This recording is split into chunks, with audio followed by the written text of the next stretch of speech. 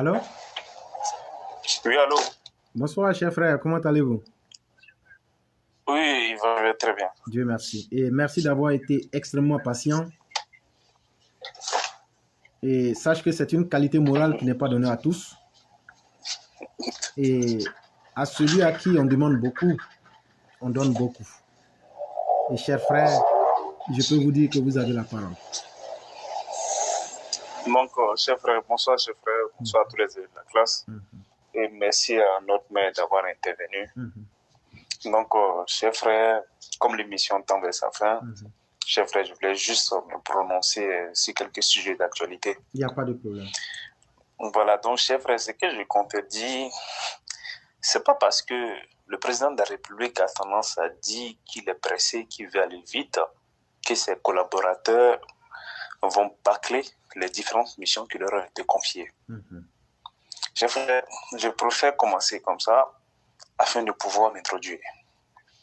Chef frère, le ministre des équipements, c'est pas celui qui s'occupe des Amédée, routes en Côte d'Ivoire. le ministre Amédée Kouakou. Voilà, Amédo Kouakou. Mhm, Chef frère, Amédé Kouakou, il a fait une sortie. Et la sortie, il a faite lors de la mise en service du péage. Chef frère, en toute sincérité, cette sortie-là, moi, je la trouve ratée de la part d'Amédé Kouakou. Parce que le ministre Amédé Kouakou, dans ses explications, il était plus orienté sur l'argent. Combien le péage nous a coûté à la Côte d'Ivoire. Et il a procédé à une comparaison avec les autres pays du monde. Mais ces pays-là sont ces pays-là. La Côte d'Ivoire est la Côte d'Ivoire. Parce que, chers frères, si on doit comparer ce que le ministre il a dit, c'est comme si le ministre venait nous dire on a doté la Côte d'Ivoire, peut-être on a doté Abidjan d'un hôpital, et l'hôpital a coûté tel milliard. Donc, du coup, le montant des visites dans l'hôpital, ça doit coûter cher ou bien ça doit coûter tel montant. Mais attends, l'autoroute qui a été mise en place là, est-ce que c'est pas pour le bien-être des Ivoiriens? mhm. Donc, du moment où c'est pour le bien-être des Ivoiriens là, mais pourquoi le ministre dans son justificatif, il nous parle d'argent? Parce que pour le bien-être d'une population, on lui met, c'est pas de l'argent. C'est pas de l'argent, on met là-dessus. C'était comme si l'État investissait afin de pouvoir faire des profits, afin de pouvoir faire du bénéfice. Or, l'État ne peut pas faire du bénéfice aussi sa propre population. Or, c'est l'image que c'est dans le discours de monsieur le ministre, c'est ce qu'on sort de son discours. Parce que, chers frères, nous tous, on est heureux qu'on ait un tel développement en Côte d'Ivoire. Mais ce développement-là, quand il s'agit du bien-être des Ivoiriens, quand il s'agit de faire sortir de l'argent de la poche des Ivoiriens, il faudrait que les choses se fassent de façon raisonnable. Parce que quand on analyse, c'est vrai, l'autoroute là, le péage qui a été mis à Bassam, l'autoroute même de Bassam, c'est quelque chose à saluer parce que l'ancienne route, là, en toute sincérité, pour le volume, pour le trafic de ces personnes qui vont à Assini, qui vont à Diaké, qui vont au sud de la Côte d'Ivoire, en passant par Bassam, cette route était devenue très petite. Et très souvent, on avait des accidents sur ces routes-là. Donc aujourd'hui, les conditions ont été créées de telle sorte à ce que ces populations-là puissent aller à Abidjan afin de pouvoir aller travailler ou bien afin d'aller vaquer à leurs occupations. Donc quand on dit 1000 francs en toute sincérité, 1000 francs c'est trop, c'est élevé. Pour moi, en toute sincérité, 1000 francs c'est trop. Donc peu importe la raison, mais 1000 francs c'est trop parce que, chers frères, comme le ministre, lui, il a essayé de prendre des comparaisons, de faire des comparaisons avec d'autres pays. Ces autoroutes-là, aujourd'hui, là, si on a ces autoroutes-là, c'est parce qu'on a vu que ces autoroutes-là ont été construites dans d'autres pays et il y a des gens qui payent quand même le péage pour pouvoir passer. Moi, je prends par exemple l'exemple en Europe, en toute sincérité, chers frères, l'autoroute qui est à Bassam ainsi que le péage de Bassam en Europe, quand on construit ce genre d'autoroute-là, il y a ce qu'on appelle, il y a des études qui se font. Il y a des études qui se font Quand on prend peut-être un exemple comme Bassam, une ville comme Bassam, cette ville-là, c'est une ville qui se retrouve dans le grand Abidjan, de sincérité. Donc, quand on doit mettre une autoroute, ça, est-ce que le gouvernement, est-ce que les personnes qui ont étudié ce projet-là, est-ce qu'ils savent combien de véhicules qui sont immatriculés à Bassam qui appartiennent à des particuliers qui n'ont rien à voir avec le transport? Est-ce qu'ils ont le chiffre pour savoir quel est le nombre d'habitants de Bassam qui quittent Bassam pour aller travailler à Abidjan? S'ils avaient réellement ces chiffres-là, ils n'allaient pas mettre le péage à 1000 francs. Parce qu'on tient compte de tous ces paramètres-là afin de pouvoir fixer un prix. Parce qu'aujourd'hui, Bassam est dans Abidjan. Et la plupart des personnes qui quittent Bassam, ils viennent généralement travailler à Abidjan. Donc là, ça veut dire qu'ils vont payer 2000 francs aller-retour. Si quelqu'un doit passer par le péage, parce qu'il est pressé, il veut rentrer chez lui à la maison. L'État, quand même, en toute sincérité, je trouve que les personnes à qui ils ont confié la construction ou bien de fixer ces prix-là, ils doivent tout battre la chose. Parce que si on devait tenir compte de beaucoup de paramètres, normalement, ce péage-là, en sincérité, ça ne devait pas être 1000 francs. Je ne saurais dire aujourd'hui un prix, mais si on devait tenir compte de certains paramètres tels que le nombre de personnes qui quittent Bassam pour aller travailler à Abidjan, le nombre de personnes qui ont un véhicule, c'est-à-dire le véhicule qu'ils utilisent pour aller au travail, si ils avaient tous ces données-là, on n'avait pas dû fixer ce prix-là. C'est là aujourd'hui que notre manque d'organisation, le fait que l'administration ivoirienne ne soit pas informatisée, c'est là que ça nous rattrape. Parce que si on avait réellement tous ces chiffres-là, chers frères, le calcul est d'être fait de telle sorte à ce qu'on a une estimation exacte du nombre de personnes qui sortent des Bassam, et en fonction de ça, on peut fixer le prix. Chers frères, en toute moi je suis dans une région de la France, on appelle ça l'Occitanie, c'est la région toulousaine. À Toulouse, en toute sincérité, chers frères, il y a des gens qui quittent dans des zones comme Dabou, comme Bassam, pour venir travailler à Toulouse. Il y a une autoroute qui existe, et l'autoroute là, elle est payante, mais l'autoroute combien? Elle coûte combien, chers frères? Elle coûte 1,82 €. 1,82 €, combien en francs CFA? Chers frères, en toute sincérité, ça peut avoisiner peut-être 1500 francs CFA. On n'en dit pas, mais 1,82 €, si on met en francs CFA, c'est beaucoup. Mais pour celui qui travaille en France, 1,82 €, ça ne reste absolument rien. Mais ils ont tenu compte de quoi? Parce que tout le monde quitte dans ces différentes à la périphérie de Toulouse, là, dans les villes comme Dabou, comme d'autres villes un peu, c'est pareil. Ils quittent ces zones-là pour venir travailler. Et c'est comme ça, en fonction de ces personnes-là, qu'on fixe les prix. Mais si parce que le président dit qu'il est pressé, parce que le président dit qu'il est pressé, il veut aller rapidement, il est aux Ivoiriens, tout ce qu'il a aux Ivoiriens, il veut développer l'Ivoire et que ses collaborateurs font les choses, en battant les choses. Ça veut dire que les Ivoiriens seront mécontents et les Ivoiriens vont présenter une personne pour peut-être endetter le pays. Or, en réalité, ça, c'est pas la volonté du président. Donc, vraiment, chers frères, il faudrait que ces ministres-là, qu'ils fassent leur travail.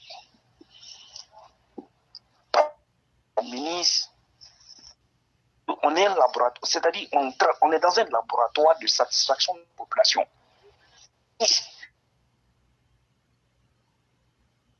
À compte la population. Ce point-là, ce péage-là, vraiment, Abidjan a besoin, mais c'est le prix 1000 francs, chers frères, c'est énorme. Je pense, bon, ceci, cela, goudron, ça fait 1 milliard, l'autre, tout. Mais attends, c'est là vous ne pouvez pas faire du bénéfice sur les gens. Au contraire, vous êtes là pour notre bien-être. Mais pourquoi jusqu'à présent, je m'assois, je réfléchis, je ne sais pas quel calcul ils ont pu faire, quels sont les paramètres sur lesquels ils ont basé. Ça, je me pose des questions, j'essaie de réfléchir, j'ai aucune réponse aujourd'hui. Parce qu'aujourd'hui, ils savent qu'il y a un besoin. Les gens veulent gagner aujourd'hui pour avoir accès à Abidjan. Moi, j'ai vu aujourd'hui les chiffres, lorsque le péage a été mis en circulation, je ne sais pas si c'est vrai ou si c'est faux, je vois que le péage est quand même sollicité par les gens. Donc, on estime même peut-être à 8000 passages par jour depuis que ça a été mis en route. Mais l'ancienne voie également, je sais que le président a fait les bus ont été mis à la disposition de la population, mais et les transporteurs là, est-ce qu'il ne fallait pas trouver une solution pour les transporteurs là? Parce qu'un seul transporteur lui met 15 à 20 personnes dans son cas pour aller à Abidjan. Donc ça veut dire aujourd'hui à Bassam, la population de Bassam, il y a plus de personnes qui utilisent des transports en commun que les véhicules personnels. Parce que si on devait se baser sur des personnes qui ont des véhicules personnels, qui vont sur Abidjan, c'est vrai, il n'y en a pas beaucoup. Il n'y en a pas beaucoup. Donc, notre sous-développement aujourd'hui font que nos ministres sont pressés et ils prennent des décisions et on fixe les prix n'importe comment sans tenir compte de la réalité de la population. Donc, c'est vrai, comme il s'est fait, c'est ce que je comptais dire. Vraiment, merci beaucoup, cher frère, pour cette brillante exposition que tu viens de réaliser. Et c'est ce qu'on a toujours dit. Pour nous, le prix n'est pas en conformité avec ni la logique, parce qu'on aurait souhaité que tous les péages soient au même prix. On n'arrive pas à me dire que c'est une voie internationale, mais ça passe dans la ville. Donc, ça fait partie de la ville. Et donc, voyez-vous, et en même temps, tenir compte des considérations quand on voudrait rentrer dans les fonds. Est-ce que ce ne sont pas les fonds des Ivoiriens qui ont construit ce pont-là? Est-ce que, même si c'est des fonds étrangers qui ont été mobilisés, est-ce qu'à la fin de la journée, qui va payer l'argent si ce n'est que les Ivoiriens? Est-ce qu'on n'a pas notre mot à dire que de diminuer pour qu'on puisse mieux utiliser la route? Parce qu'en utilisant moins, ils ne vont pas rentrer dans leur fonds aussi vite. Mais en essayant d'écouter la population pour adapter le prix aux besoins de la population, ça va inciter les gens plus, mais tout en n'omettant pas d'étudier les questions externes, en discutant avec les transporteurs, etc., pour ne pas faire de l'abus des prix. Et donc, tu vois, c'est une décision où la communication n'est pas du tout passée. Les transporteurs disent n'avoir pas été informés, les populations n'ont pas été associées à l'information. Et aujourd'hui, il y a du mal à ce que l'information passe. Et en même temps, politiquement parlant, comme je l'ai dit, les gens, si on avait une position un peu intelligente, elle aurait su comment adapter son langage pour essayer de montrer d'autres aspects qui n'auraient pas été très réduisants même pour le pouvoir en place. Et donc, il faut tenir compte de tous ces facteurs lorsqu'on lance une interpellation.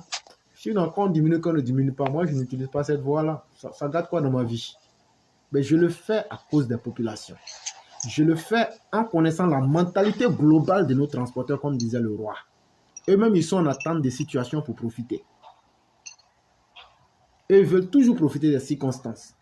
Et aujourd'hui, toutes ces difficultés qui vont s'accumuler sur le dos des populations, ça ne fera que appauvrir davantage les gens, mais surtout les énerver. Et dans cet énervement-là, ça peut nous conduire à des débordements. C'est ce qu'on veut éviter. Maintenant, si l'État estime que vraiment, il n'y a rien à redire et que tout est au mieux dans le meilleur des mondes possible, tant mieux. On va pouvoir assister. Mais quand on entend des journalistes, des intellectuels, des personnes réfléchies, parce qu'il y a beaucoup d'idiots sur la toile qui disent « Ah non, on a augmenté PA », qui disent des choses qu'ils ne maîtrisent même pas. Il y a ce qu'on appelle la projection dans l'analyse. C'est-à-dire quand il y a une situation, il faut s'asseoir pour regarder qu'est-ce que ça peut donner demain. Et c'est au nom de tous ces facteurs-là que nous, des personnes réfléchies, parce qu'on peut nous traiter d'être peut-être des affabulateurs, mais des personnes de seconde zone, mais au moins, quand nos réflexions sont en accord avec celles de notre mère qui est littéraire et écrivaine, qui est scientifique à la base, quand nos réflexions vont de pair avec ceux de M. Sidi Kaba, qui est un haut stratège en termes de terrorisme mondial, Quand nos réflexions sont en harmonie avec celles de Saïd Penda, et quand nos réflexions sont en harmonie avec plein de penseurs de haut calibre qui constituent cette plateforme-là, permettez-nous, s'il vous plaît, de dire la vérité aux Ivoiriens. Si même si ce qu'on disait n'était pas vrai, c'est vrai hein, ce qu'on dit, et on a donné toutes les preuves déjà, mais même si ce n'était pas vrai, le fait de demander de diminuer là, il y a une raison qui est derrière. Si on diminue là, ça va faciliter la vie aux gens. Et donc, est-ce que c'est un mal que de demander de faciliter la vie des gens? Et donc, on n'est pas dans l'émotion collective, nous sommes dans la pratique réelle. Le gouvernement doit revoir ces prix-là. C'est assez important. Et chers frères, on ne va plus abuser du temps des auditeurs. Je vais dire merci à tous et merci de nous avoir suivis. Mère Blanc, autant que moi-même, on vient d'être coupé. C'est ce qui fait que vous ne me voyez pas en train de mettre des commentaires. On a été coupé. Et nous nous attendons à ça et nous aimons ça. Ceux qui nous aiment le plus, parce qu'ils ne peuvent pas faire comme nous, c'est eux qui sont à la base. Vous savez, l'incapable ne cherche jamais à mieux faire. Il cherche toujours à gâter celui qui peut mieux faire. Alors que nous, chaque jour ici, nous innovons. Nous avons les têtes pensantes qui viennent. C'est la plateforme des têtes pensantes. Et on innove toujours. Et ça fait mal à ceux qui ne peuvent rien faire de leur propre vie. Et qui ne veulent surtout pas apprendre. Qui pensent que 50 €, ça peut être suffisant comme somme. C'est leur problème. Ils auraient pu venir et moi-même personnellement, je les aurais comptés. Et j'aurais pu leur donner chacun $1000 US. Et puis on n'allait même pas parler, on n'allait même pas faire ça en public. Je ne suis pas misérable. Et je dis à tous les élèves de la classe, restez dignes. Alassane Ouattara n'a pas besoin de brebis galeuses qui courent dans les ambassades ou dans les ruelles de Paris pour 50 €. Alassane Ouattara n'en a pas besoin. Les vrais militants, c'est vous. Chers parents, chers élèves de la classe, les vrais militants qui sont respectés et que le président de la République respecte, c'est vous les élèves de la classe. C'est vous les populations dans nos villages. Ce ne sont pas ces personnes qui ont vendu leur dignité pour 50 € ou souvent même moins que le président regarde. Et donc, chers parents, c'est sur vous que le président compte. Aidons le président de la République. Laissez les incapables et les affabulateurs raconter leur vie. De toute façon, c'est eux qui ont un problème de conscience aujourd'hui. Eux ne peuvent pas lever la tête, alors que partout où moi et vous pourrions être, on a la tête fortement levée parce qu'on ne se reproche rien. Et c'est pourquoi vous voyez les sommités intellectuelles et les personnes avec des carapaces morales venir à nous, comme vous venez de le constater ce soir. Et le samedi, vous avez vu M. Sidi Kaba, ainsi de suite, ça ne fera que continuer. C'est ça la grande différence. Et donc, ne vous prêtez pas à ces personnes de peu de valeur qui ne peuvent rien apporter. Et donc, j'ai dit que c'est vous, la population de la Côte d'Ivoire. Le président vous respecte. Et son travail le prouve déjà. Et c'est suffisant. Et donc, continuons à convaincre nos parents, à leur dire les bons choix. Ce que j'ai dit là. Si on vous dit de lui, quelqu'un qui est président, votre départemental, si vous ne l'aimez pas, ne l'élisez pas. C'est ce que le président Ouattara même a dit. Parce qu'on ne peut pas voter son ennemi. Et ne vous laissez pas amadouer par les mots doux. Non, il n'y a personne. Ouattara n'a dit à personne de voter quelqu'un à cause de lui. C'est faux. Si on vous impose quelqu'un aussi, refusez. S'ils ne veulent pas accepter là, soyez violents pour leur faire comprendre. Parce que c'est des gens là, ils n'aiment pas le langage du respect. Et on ne va plus accepter ça. Si les gens veulent vous imposer quelqu'un, que vous leur dites ça ne passera pas. S'ils ne veulent pas comprendre là, soyez violents. Quand ils vont comprendre ça, ils vont savoir que ce que le président Ouattara a demandé, il a dit je veux des gens que les populations aiment et puis ils vont être devant les populations. Parce que je suis sûr que c'est ces gens qui vont parler des populations. C'est de ça qu'il est question. Que vous soyez partout en Côte d'Ivoire. Si vous êtes dans les bureaux de ceux qui doivent voter les départementaux, assurez-vous que ce sont les personnes qui doivent voter qui sont là. Les malhonnêtes vont aller prendre des gens des bras cassés, leur remettre 500 francs pour venir remplir les coins. N'acceptez pas ça. Imposez-vous. Et il n'y aura rien. Ce parti-là, ça appartient à nous tous. Parce que chacun fait un effort pour que ce parti-là soit maintenu. C'est nous tous qui avons voté Alassane Ouattara. Chacun a sa pièce là-dedans. Et chacun mérite d'être respecté. Et on ne va pas prendre des incapables, des ingrats, des gens méchants, des arrogants pour venir. On vous avait dit ça. Mais maintenant, là, vous allez voir. Ça n'a même pas encore commencé. Quand on va finir départemental, là, vous allez goûter un peu de nous. Mais c'est dans les mairies, là, on va vous faire pleurer ici. Parce qu'on va, vous qui avez été les méchants là, dans les régions là, on va aller sur la population pour leur rappeler toutes les mauvaises choses que vous avez eu à faire. Et puis leur dire de vous sanctionner correctement. C'est aussi de ça qu'il est question. Vous avez manqué du respect à Alassane Ouattara. Il vous a dit de descendre dans la population. Il vous a dit d'être humble. Vous avez refusé, non? Maintenant, là, nous, on va enlever ça dans votre corps propre. Et vous allez voir. Et donc, chère population, ce que moi, je vous dis là, votez des gens qui peuvent défendre vos intérêts. Maintenant, si vous voulez qu'on vous appelle mouton, si vous voulez que les gens même vous appellent chien et puis chient dans votre bouche, allez voter des gens qui vont venir vous dire de belles paroles, mais vous savez qu'après, ils vont chier sur vous. Là, quand vous allez venir là, je vais vous ramasser devant tout le monde. Donc, votre choix, là, vous savez ce qu'il faut faire. Alassane Ouattara n'a dit à personne de voter quelqu'un à cause de lui. Officiellement, la direction ne peut pas imposer quelqu'un. Si quelqu'un dit c'est la direction qui m'a imposé là, dites-lui que Éclaireur Pro Vérité dit c'est faux. Et puis, venez sur cette plateforme-là pour dire le nom de la personne ici. Et puis, on va faire remonter l'information pour les confronter. Si on veut faire de la forfaiture quelque part, vous avez cette plateforme-là. Venez ici. Vous dites dans notre comité, voilà ce qu'ils ont fait, voilà ce qu'on n'a pas aimé. Et puis, on met ça devant tout le monde. On ne va pas accepter. On ne va pas accepter. On va voter des gens vrais. Et puis en 2025, là, Alassane Ouattara est notre candidat. Bien. Je le redis. Alassane Ouattara, d'ailleurs même, s'il veut, il ne veut pas, là, il sera notre candidat. Voilà. Il n'y a même plus l'affaire de dire il veut. Alassane Ouattara sera notre candidat. Et puis on va voir maintenant ce que vous pouvez faire. Cher frère, je vais te permettre de faire la conclusion. Donc, vraiment, merci, cher frère, et merci à Soundiata pour cette intervention. Merci à tout le monde, et merci au roi du printemps d'avoir dénoncé toutes ces malsaines qui se passent de l'électorat, des cadres, des futurs occupants des différents départements RHDP. Donc, cher frère, vraiment, merci pour encore être sorti, afin pour donner la parole à tout le monde. Et vraiment, ton courage, il a salué. Donc, vraiment, cher frère, j'ai pas les mots même me manquent pour dire merci à toutes ces personnes-là qui interviennent tout le temps. Cher frère, la seule chose que je peux dire, que Dieu fasse voir face aux musulmans. Et que Dieu fasse voir demain aux autres communautés. Parce que demain est un grand jour. Donc, vraiment, Dieu nous bénisse durant cette nuit. Donc, cher frère, je ne peux que dire aux uns et aux autres qu'on a demain.